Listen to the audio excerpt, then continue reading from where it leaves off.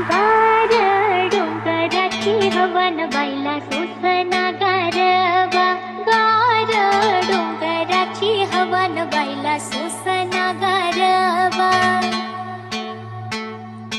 हळदी कुंकू घेऊन हाती आप्पा बाईला येणं किती.